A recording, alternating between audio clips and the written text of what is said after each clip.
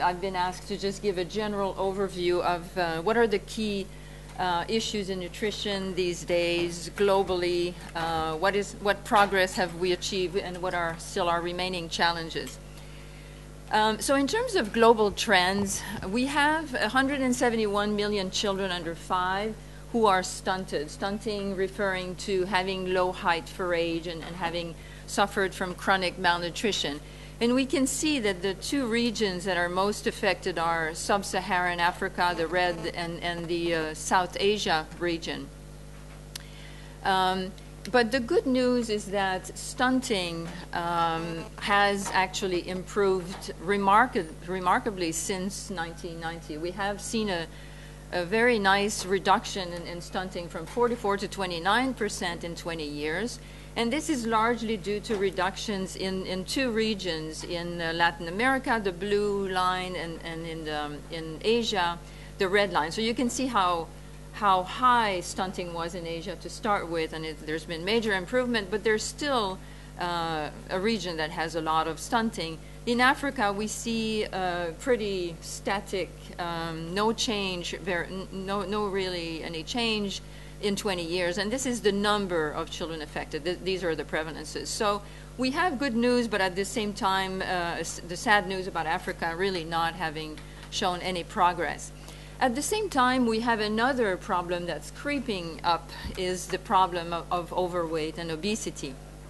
We know, and especially in this region, that we have a problem of overweight and obesity among adults, and Hala will talk about that later. But we also have this problem in children now, and we can see that as stunting was reducing in the different regions over time, we have an increase in obesity prevalence and in the number of children obese, overweight. And again, not India, but South Asia and Asia in general is having quite an increase, and Africa has as well. So we really have a double burden. And some people talk about a triple burden because we also have a problem of micronutrient deficiencies.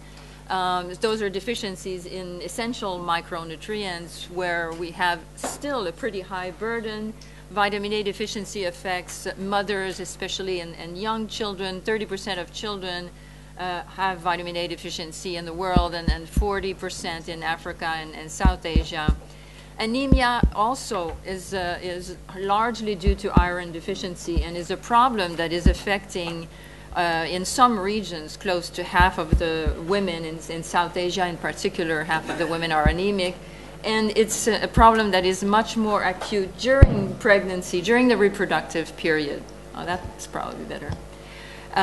So we have a problem that is widespread, is all over the different regions, and is affecting a huge amount of people.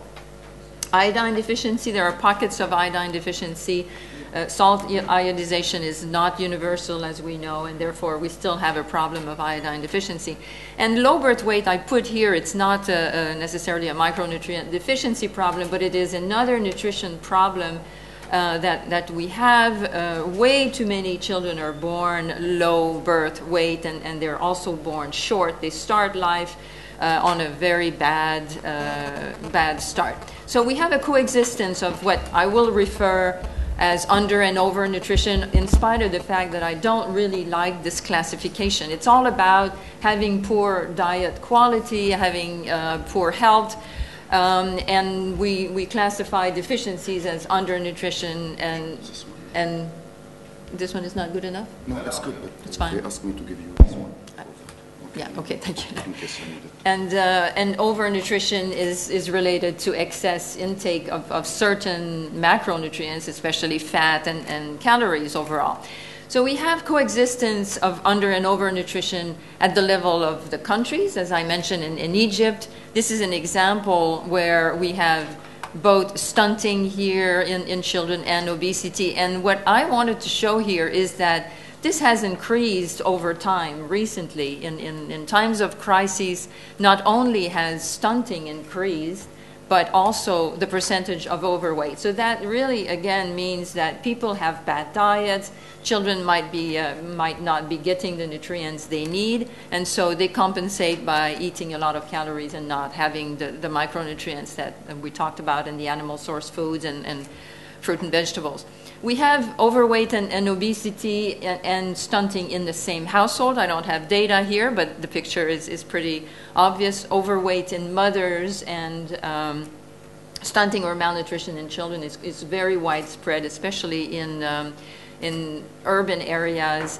And then we even have the coexistence of the problem in the same individual. This is a slide here that shows that anemia in women is has the same prevalence across women that are underweight, or normal weight, or overweight. So, you know, you would expect that mothers who are overweight and obese, these here, would be significantly less anemic. You think they have enough food. Well, they might have enough food, but they don't have enough of the right food. So anemia is a problem that cuts across socioeconomic status and cuts across weight status as well, and is related to poor diets.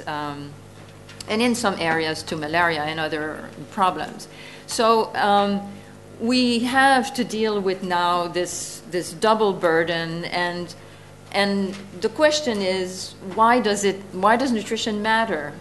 Very often people will think, well, stunting, who cares about stunting? People are small, they're small and beautiful, or so there's been a lot of debate about why is it important. Well, a stunted child becomes a stunted adult. Here you have children who were malnourished at 3 years of age, severely malnourished. That's what they look like at adulthood. And you can see that this difference between this 13 centimeter, for example, between this child who was severely stunted at 3, and this is another child, 3 years old, not malnourished.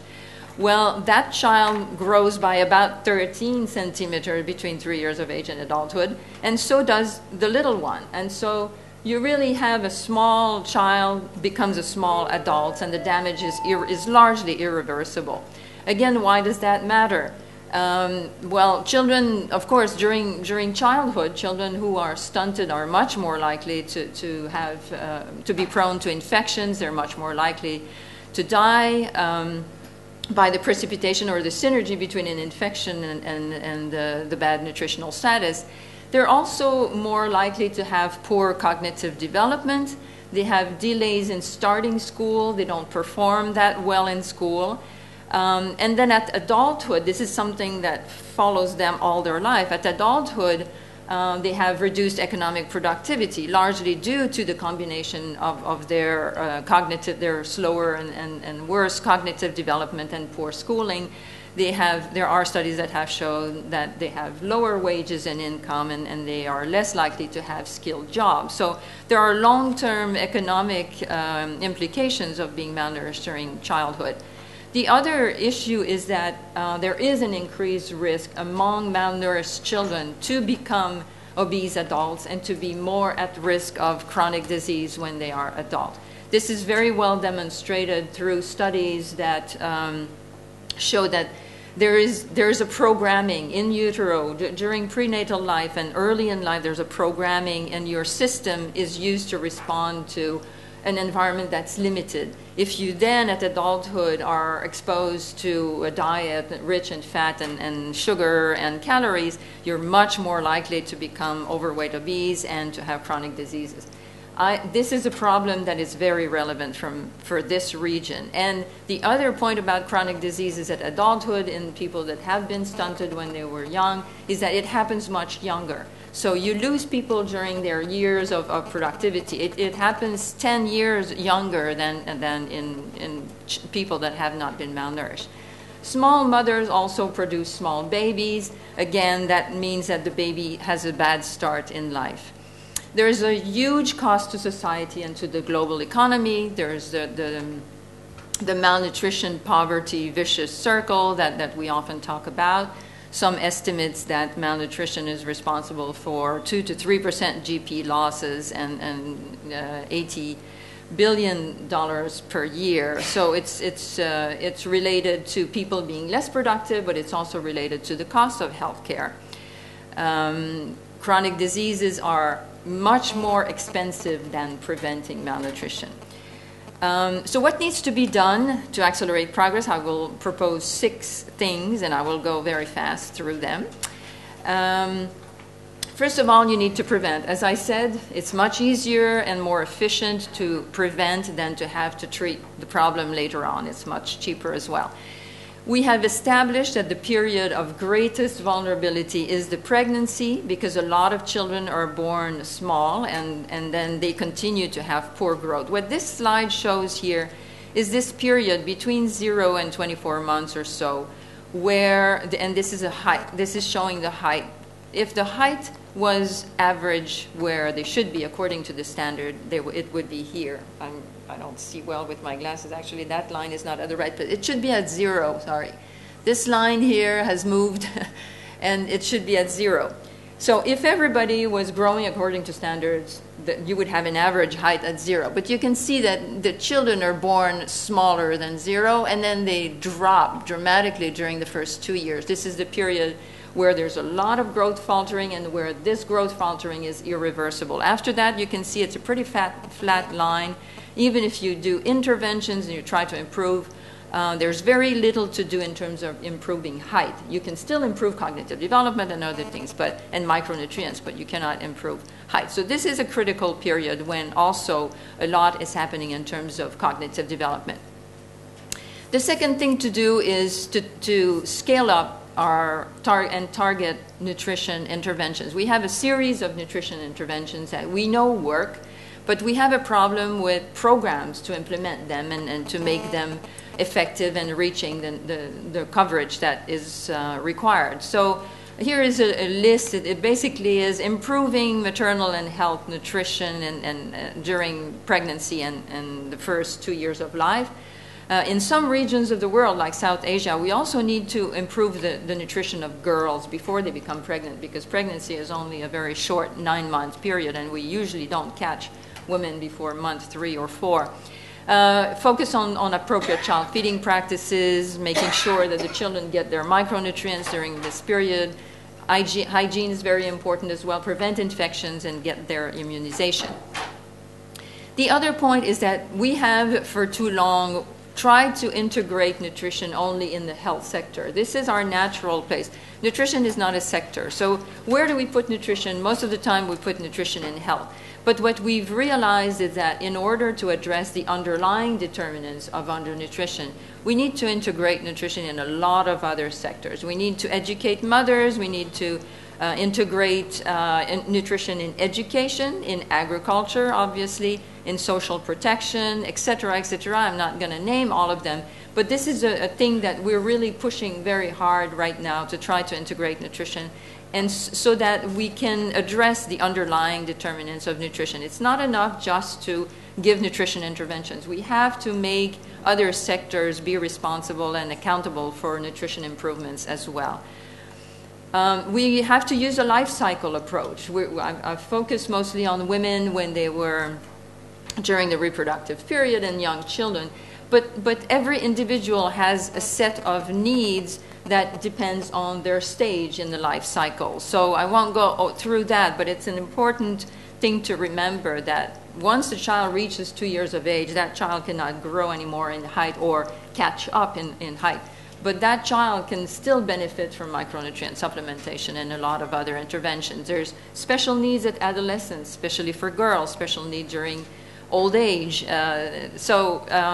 This is important to not forget that when we deal with nutrition. I'm almost done. Focus on the poor, the vulnerable. There's a lot of targeting that needs to be done, and the targeting can be at the individual level, household level, community level, national level. But we need to do better in terms of reaching the hard to reach. And finally, we need to document better. Somebody mentioned today the problem in the region of having not only poor availability of data and information, but poor access to this data.